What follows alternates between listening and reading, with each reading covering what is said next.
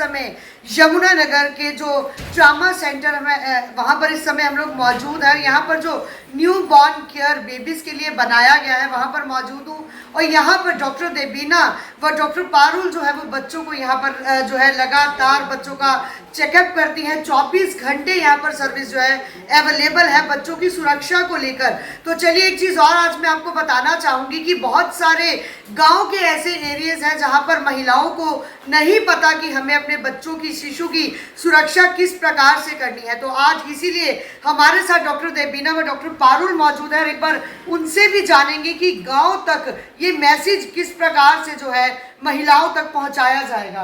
तो नमस्कार मैम, बहुत बहुत स्वागत है आपका। मैम जैसे कि अभी हमने यहाँ पर सारा सेमिनार देखा, बहुत सारी लेडीज़ ने यहाँ पे इसमें पार्टिसिपेट भी किया है। अगर मैं बात महिलाओं की करूँ तो जो एजुकेटेड महिलाएं हैं उनको तो पता है कि बच्चों को कैसे केयर करनी है। अगर गांव की बात करें तो बच्चा 1 महीने का भी नहीं होता तो माताएं जो है अपने घर के बड़े बुजुर्गों के कहने पर बच्चों को शहद या और ऐसी तरल चीज़ें देना शुरू कर देती हैं जो बच्चों की सेहत के लिए हानिकारक होती है। जी आपने बिल्कुल सही कहा। सिर्फ माँ का जो पहला दूध आता है वहाँ से शुरुआत होनी चाहिए बच्चे की फीडिंग की, और पहले के 6 महीने खासकर बच्चे को माँ का ही दूध मिलना चाहिए। भगवान ने इस तरह से बनाया है कि जितना बच्चे की डिमांड होती है, जितना बच्चे को चाहिए होता है दूध, उतना माँ सप्लाई करती है। तरीका ये रहता है कि माँ को खुश रहना चाहिए, माँ को अपना भी ध्यान रखना चाहिए, उसका खाना, उसका दूध पीना, समय समय पे अच्छा आहार लेना, रेस्ट करना, ये भी बहुत ज़रूरी है। और उन्हें चिंता मुक्त रहना चाहिए क्योंकि उन्हें इस चीज़ को एंजॉय करना है जो मदरहुड है, उसमें करने के लिए सारे परिवार का सपोर्ट बहुत ज़रूरी है। और कभी ऐसा लगता है कि बच्चा भूखा है, नहीं है, तो परेशान नहीं होना है।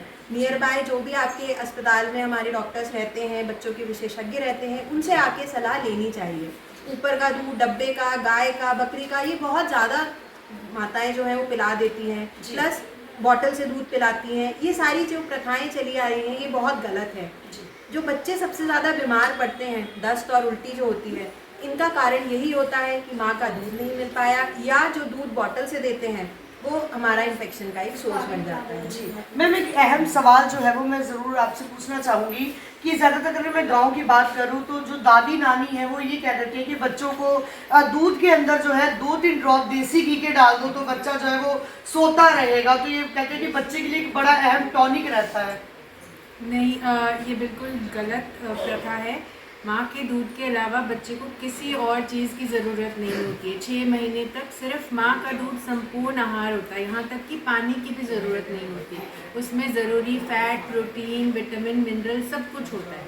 तो अगर माँ अपना खाना पीना अच्छा रखेगी तो माँ का दूध बनेगा और बच्चे को सब कुछ मिलेगा। 6 महीने केवल माँ का दूध, इसके अलावा कुछ भी नहीं। और अगर ऐसी कोई तकलीफ़ है कि माँ का दूध नहीं हो रहा या कोई भी परेशानी है कि बच्चा फीड नहीं कर पा रहा है तो डॉक्टर के पास जाएं और सलाह लें। तो ये थी अभी की सबसे महत्वपूर्ण जानकारी, किस प्रकार से जो है हमारे जो नवजात शिशु जब होते हैं और हम लोग जो गांव से लोग जुड़े हुए हैं अपनी दादी नानी के कहने पर कुछ ही दिनों के बच्चों को जो है वो ऊपर की चीज़ें देना शुरू कर देते हैं, चाहे उसमें देसी घी भी क्यों ना हो, वो भी दूध के अंदर बहुत सारी माताएं जो है वो डाल कर दे देती हैं। तो आप सभी से हम लोग अपील करेंगे इस खबर को शेयर कीजिएगा ताकि ये जो आज की जानकारी थी बच्चों को लेकर, बच्चों के भविष्य।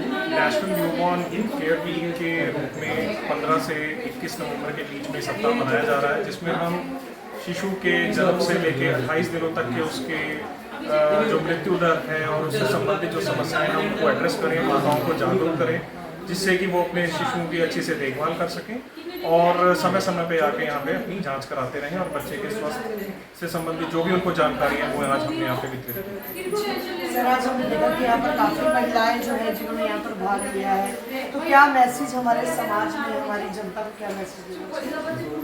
जो मैसेज है वो यही है कि जो बच्चा है, जो आज बच्चा पैदा वो कल का भविष्य है। तो अगर हम उनके स्वास्थ्य का आज ध्यान नहीं रखेंगे तो भविष्य भी कमजोर होगा।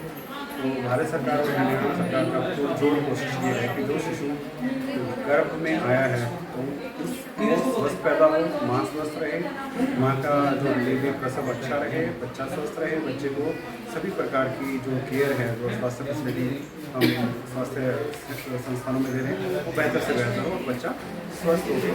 मृत्यु जो हमारे बच्चे की है, जैसा मैंने बताया या सर ने बताया 28 दिन की और 1 साल की कम से कम।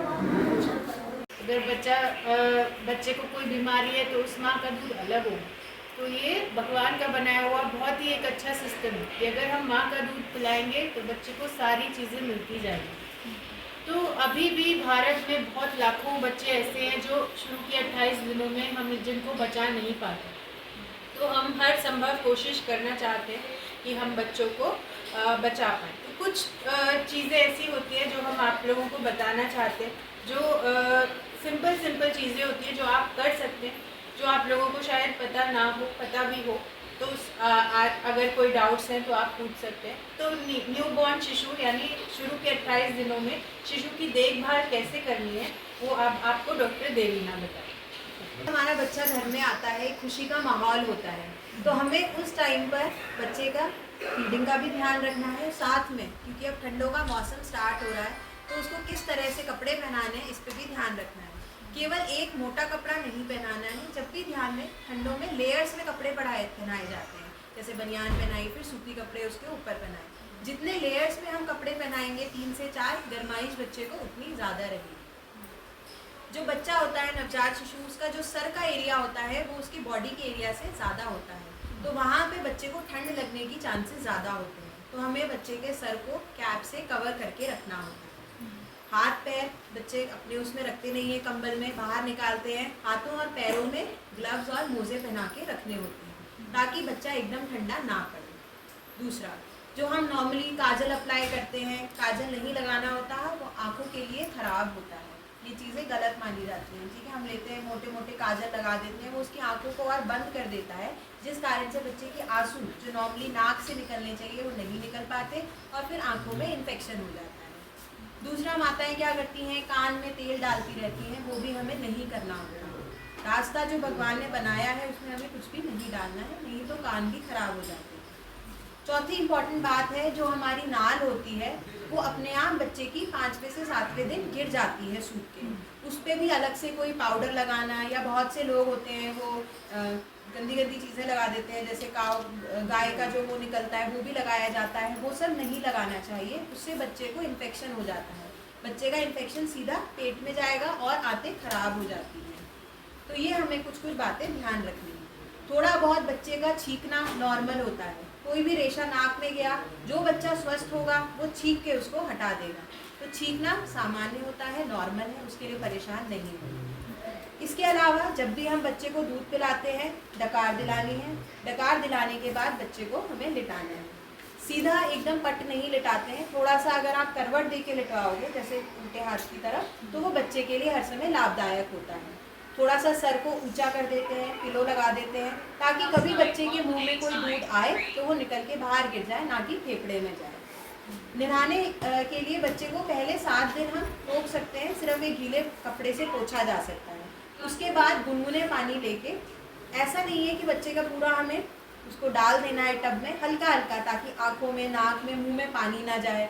उस तरह से हल्के हाथों से नहला सकते हैं, ठीक है। एक दिन छोड़ के नहला सकते हैं ठंडों में। इसके अलावा थोड़ा सा सर को भी साफ़ करते रहना चाहिए। मैंने देखा है जितनी यहाँ पे बच्चे आते हैं उनके सर के बहुत मोटी मोटी पपड़ी जमी रहती है, वो एक तरह की फंगल होती है, गंदा इन्फेक्शन होता है। कोशिश करनी चाहिए कि वो भी ना जमे, नहीं तो बच्चे का चेहरा भी खराब होने लगता है। कभी कभी माताओं ने ये भी देखा होगा कि पहले के 7 दिन में बच्चे के अलग से लाल रंग के चकत्ते से आने लग गए हैं। वो नॉर्मल है, उसके लिए परेशान नहीं होना, कोई एलर्जी नहीं है, वो अपने आप आके ठीक हो जाती है। इसके अलावा हमें क्या देखना होता है, बच्चा सुसु कितनी बार कर रहा है एक दिन में। जो बच्चा अच्छे से दूध पिएगा वो कम से कम एक दिन में 6 से 8 बार सुसु करता है। अगर उसका सुसु इससे कम है, इसका मतलब है बच्चे में दूध कम जा रहा है, मतलब बच्चा कुपोषित हो रहा है। तो हमें सुसु पे ध्यान रखना है। पॉटी बच्चा नॉर्मली जन्म के 24 घंटे के अंदर कर देते हैं। अगर कोई बच्चा एक बार पॉटी कर चुका है, उसके बाद दूध अच्छे से पी रहा है, पेट नहीं फूल रहा है, उल्टी नहीं है, तो हम 2-2, 3-3 दिन रुक सकते हैं। तो शिशु के पहले के 28 दिन में उसे नवजात कहते हैं। तो हम इसके बारे में आज ये सप्ताह इसलिए मनाया जाता है क्योंकि जो जीवन के पहले 28 दिन होते हैं वो बच्चे के जीवन के बहुत ज़रूरी टाइम होता है। इस टाइम पर बच्चे के पास बीमारी से लड़ने की ताकत नहीं होती और वो बच्चा बहुत उसकी कमज़ोर और महत्वपूर्ण टाइम होता है। तो इस दौरान बच्चे को बीमारी की और बच्चे की मृत्यु होने के चांसेस बहुत ज़्यादा होते हैं। तो इस दौरान हमें बच्चे की देखभाल बहुत अच्छे से बहुत केयरफुली करनी पड़ती है। अगर ये 28 दिन बच्चे ने अच्छे से निकाल लिए तो बच्चे का बीमारी का रिस्क और बच्चे की मृत्यु होने का रिस्क काफ़ी कम हो जाता है। तो यही इसी चीज़ का ज्ञान कि बच्चे की इन 28 दिनों में और आगे भी देखभाल कैसे करनी है ताकि हम ये 28 दिन बहुत अच्छे से निकाल सके, हम नेशनल न्यूबॉर्न वीक मनाते हैं। तो मैं शुक्रगुजार हूँ कि हमारे पीएमओ सर डॉक्टर विपुल और हमारे डीआईओ सर डॉक्टर विजय विवेक आज हमारे बीच आए हैं आप सबसे अपना समय निकाल के आप सबसे बात करने के लिए। तो हम नेशनल न्यूबॉर्न वीक की शुरुआत करते हैं। मैं करूँगी कि वो 2 शब्द आप सबसे कहें। पहले तो मैं प्रणाम करता हूँ। मैं doctor Vijay Vivek, deputy civil surgeon child health, civil surgeon कार्यालय में कार्यरत हूँ। जैसा कि डॉक्टर साहब ने बहुत अच्छे से आपको बता दिया कि देखो बच्चे की केयर, बच्चे का जो मृत्यु दर है, बच्चे का मृत्यु दर जैसे बच्चा पैदा हुआ, जैसे डॉक्टर साहब ने बताया, वो बहुत नाजुक होता है, बीमारियों से लड़ने की ताकत भी उसमें कम होती है ना। तो इसलिए उसकी सुरक्षा के लिए अगर वो बच्चा 1 साल 2 साल तक अच्छे से समझ गया तो वो फिर जो उसकी मृत्यु दर में उसकी मृत्यु होने की संभावना कम से कम हो जाती है। तो हालांकि बच्चा बीमार भी कम से कम पड़े और उसकी मृत्यु ना हो। 21 नवंबर तक तो 7 दिन का हो गया। तो 7 दिन का ये सप्ताह मनाया जाता है, ठीक है ना। इसमें पर्पज क्या है उसका, स्तनपान का समर्थन करने के लिए प्रतिबद्ध हूँ। मैं अपने अस्पताल में सुरक्षित स्तनपान को प्रोत्साहित करने के लिए अपनी ओर से हर संभव प्रयास करूँगा। मैं यह सुनिश्चित करूँगा कि नवजात शिशु के जन्म के 1 घंटे के भीतर स्तनपान शुरू करने माँ और नवजात के त्वचा संपर्क में सहयोग हो तथा प्रीलैक्टियल फीड और डिब्बाबंद दूध के प्रयोग को हतोत्साहित करने में हर संभव प्रयास करूंगा। मैं यह भी सुनिश्चित करूंगा